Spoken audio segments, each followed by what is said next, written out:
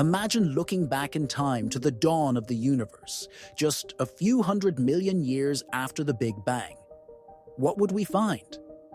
Until recently, astronomers believed that the first galaxies were small, faint, and formed slowly over billions of years.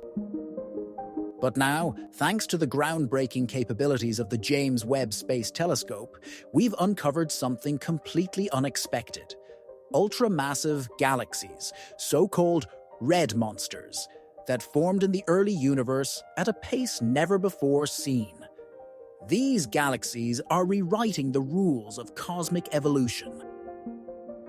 These red monsters aren't just big, they're forming stars at an extraordinary rate, much faster than we ever thought possible for galaxies that existed so early.